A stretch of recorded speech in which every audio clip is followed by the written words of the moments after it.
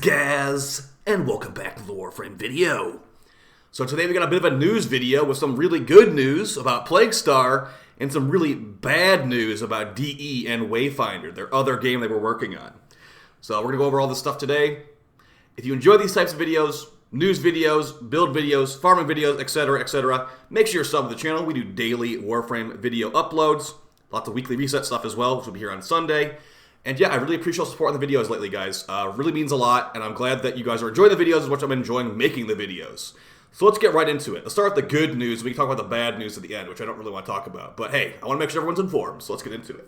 All right, for the good news, we got hotfix 34.0.8, and that's going to be fixing a bunch of stuff in Plaguestar. So if you guys weren't aware of this, a lot of players on multiple platforms, but mostly people on Xbox have been reporting it to me in my stream. There was a glitch with Plaguestar Stage 4 where the enemies would not spawn, basically. Like, we're on the final, right here in the background, what we're doing right here, the enemies would not spawn to progress the bar of summoning the Hemo site. And if you've done Plaguestar before, you know that that means you're not going to get the most of the rep, because a lot of the rep comes from at the end when you kill the final Hemo site boss. So basically what was happening on the screen right now was not happening on certain platforms, I'm assuming, and DE has fixed that in the hotfix today. So if you were having a massive headache and you were on like Xbox or whatever, you're like, man, one out of 5 runs is just not working on this Plaguestar. Like, what the heck's going on here? You could probably go and play Plaguestar now with no problem. Just go ahead and read what they said they fixed here in the hotfix. So right here, fix the infested not spawning in Stage 4 of the Plaguestar bounty following a host migration. I'm not trying to say that you guys are always experiencing host migrations for this, but that's saying one of the solutions to it. Here's the one that was probably actually happening to most of you guys right here. Fixed cases of slow infested spawns around the boil in Stage 4 of Plaguestar due to enemies elsewhere on the plains contributing to the spawn cap. So I'm guessing that was maybe what you guys were experiencing, is that there was like random enemies in like some cave out there. They were not being like despawned. You need to have those infested spawning during the Plaguestar, so the maximum enemy limit on the map was already consumed by some random Gurnier in a cave. So that hopefully is going to get fixed. Hopefully you Xbox players and whoever else is experiencing the bug is not going to be having to pull their hair out anymore off of that. Now, that's going to be a bug fix. We have a bug fix down here as well for the drone. So the drone, if you've been playing Nova this Plaguestar, you probably realize the drone likes to turn around and just like stand there. I had a drone just sit there and not even go through my portal yesterday, even though it should have gone through the portal. Or it should have either ignored the portal or gone through the portal. It turned around and just like stood there. It thought, can I go through this portal or not? It could not do it. It just stood there. I had to throw another portal down to unglitch it. So hopefully they fix that. They've also fixed it where Plaguestar drones being unable to. This is exactly what I'm talking about. The Plaguestar drone is unable to reach a Nova's wormhole, resulting in the player being unable to progress the bounty. I mean, you could just place another portal, technically, but if you only had one energy portal, I guess, it would just sit there and not go through it. So that's hilarious they fixed that.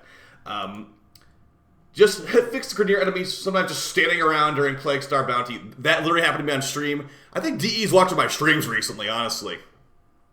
But as far as some stuff here, we have a buff to Hydroid, guys. Can you believe it? They buffed Hydroid through a bug fix. So this is a massive change for Loot Hydroid right here.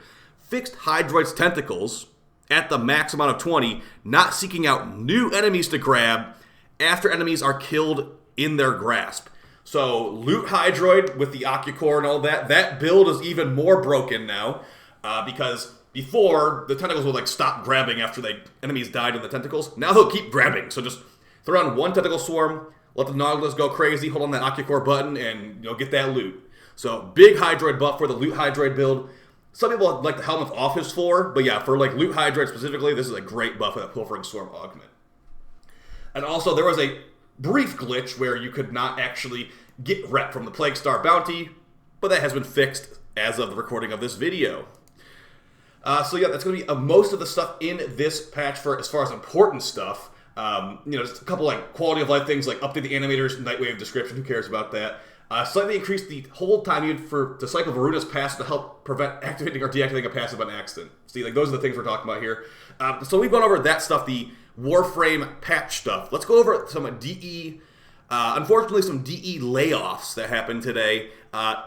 Seems like thankfully not the actual Warframe team that we see on stream and all that are the ones that got laid off. It's some employees involving the other game DE was publishing called Wayfinder, which I've never actually played, but just from seeing the gameplay, it doesn't really seem like a game that I was super interested in, just art style-wise. A little bit too cartoony for me, but, some people were definitely enjoying it. I had some viewers of the stream that were in, it was a game, it's a free-to-play game, you're going to buy a founder pack to get in. So that was one of the things I didn't really like about it that much. It's like, I don't really like the vibe this is giving off, where I have to, give you money to play a free-to-play game, but ends up, I guess not everyone else is really digging that idea either, because they have been experiencing some layoffs, unfortunately. Let's go ahead and go over this Polygon article about the Wayfinder layoffs. And as someone that was playing Destiny 2 a lot, I can definitely see, I wouldn't say it's the same as Destiny 2, where there was a massive layoff, 100 people plus. This is 20 people mostly working on Wayfinder. But let's just go ahead and read this article. Wayfinder publisher Digital Extremes laid off an unknown amount of employees on Thursday, according to several impacted people. The layoffs were focused on the company's external projects and publishing teams, which were handling Airship Syndicate's Wayfinder. The layoffs come after Digital Extremes, which released WARFRAME in 2013, replaced their founder with Steve, the best DE dev of all time.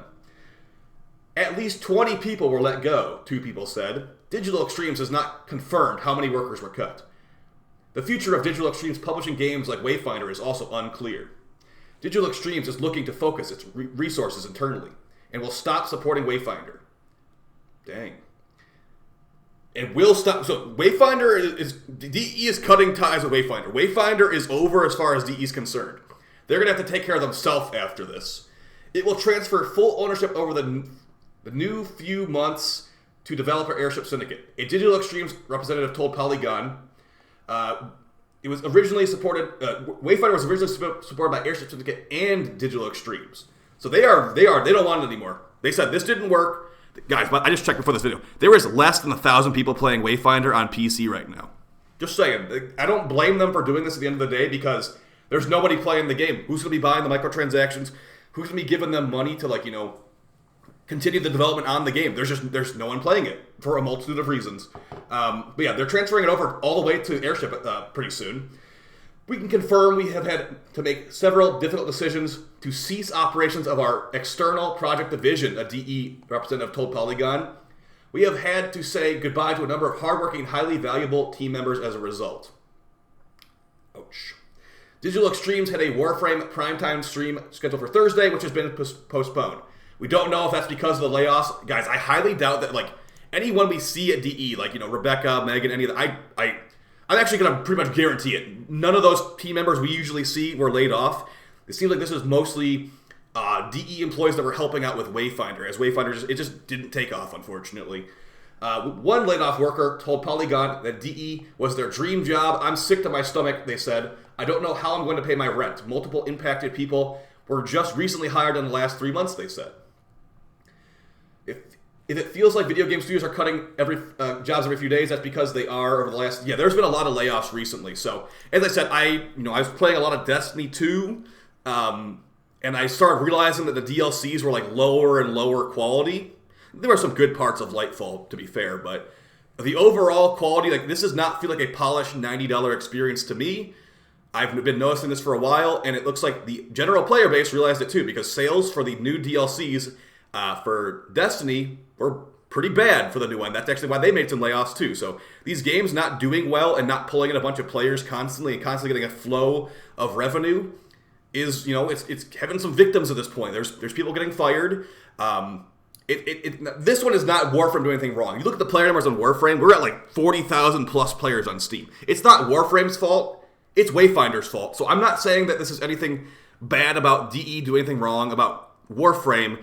It's just, there was probably some decisions made down the line, or one thing led to another. I'm pretty sure Wayfinder had really bad servers at launch, so you couldn't even play Wayfinder properly at launch. That's why they called it Waitfinder. It had a play name added to it called Waitfinder, because you're sitting in queue for multiple hours trying to, get into the game. And then once you get into the game, I've heard multiple complaints that you think grinding in Warframe takes a while. The XP grinding in Waitfinder was 10 times worse. There were some big controversies with weapon pricing. The whole thing that some devs do this okay, it's a free-to-play game. The sword costs $20, and you can only buy either $19 of premium currency or $25 of premium currency. You can't buy exactly $20 of premium currency. They were trying to pull that kind of thing in Wayfinder where it's like, oh, well, guess you're going to buy the bigger bundle, and then they got called out by the community immediately and took that away. So it's things like that. It's just, this little thing looks bad, this little thing looks bad. All these little bad things add up into a negative public image, and it makes people not likely to try your game. Because I said earlier, okay, it's a free-to-play game, but I have to pay at least $20 to play it. And after I pay that $20, what am I doing with that $20 after that? Okay, I'm playing a free-to-play game. When the game was supposed to fully come out, it would be free-to-play. So you're basically a founder at that point. So, I don't know, man. I'm bummed that Wayfinder is doing that because I don't like seeing people getting fired. But also at the same time, the writing was on the wall. The game didn't take off. It's a free-to-play game. You have to pay $20 to play. It had a lot of questionable features in it. And there's so many good games to play now. If there was okay, let's say that no other good games came out this year. No Remnant 2, no Baldur's Gate 3, no Lies of P. The list goes on, and we got more games on the way too. If this was a boring, lame year for gaming, maybe Wayfinder would have a chance with that $20 entry fee.